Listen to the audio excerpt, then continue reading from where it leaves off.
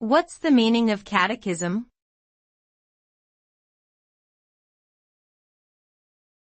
Catechism.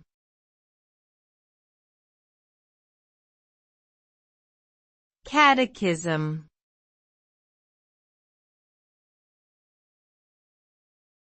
Catechism.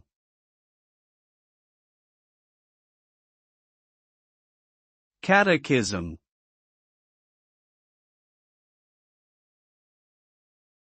Catechism refers to a set of questions and answers that are used to teach the principles of a religion or philosophical system. It is typically used as a form of instruction for children or new believers.